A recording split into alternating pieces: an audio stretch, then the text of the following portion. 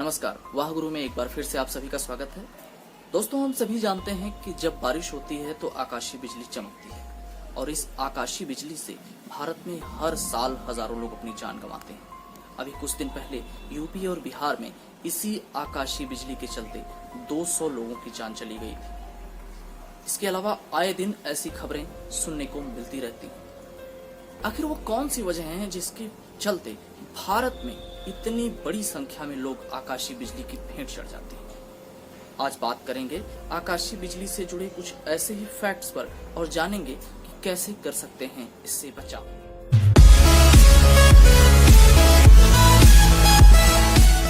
Monsoon आने के साथ ही आकाशीय बिजली ने भी कहर बरपाना शुरू कर दिया है।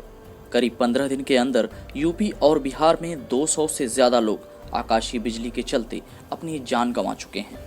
अगर साल के हिसाब से आंकड़ा देखें तो पूरे भारत में करीब 3000 लोग आकाशीय बिजली से अपनी जान गंवाते हैं। इसमें भी सबसे ज्यादा संख्या यूपी और बिहार से है। आइए सबसे पहले जान लेते हैं कि क्यों गिरती है आकाशीय बिजली।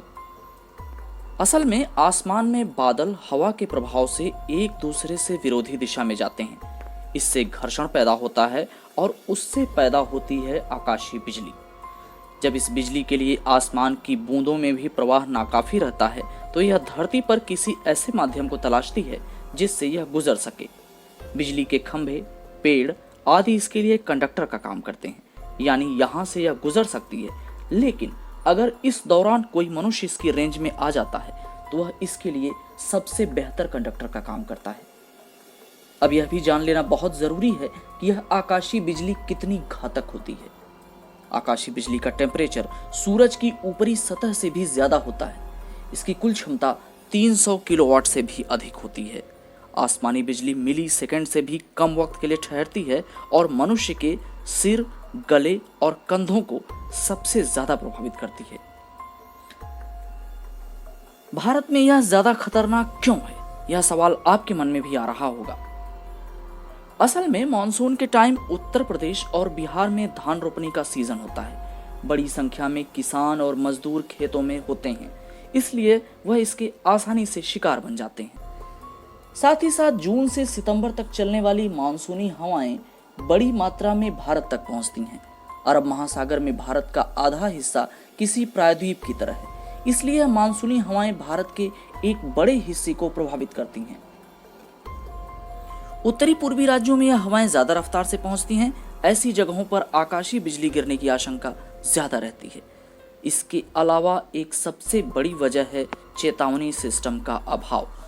अमेरिका और ब्रिटेन आदि देशों में आकाशीय बिजली से संबंधित चेतावनी देने का इंतजाम है।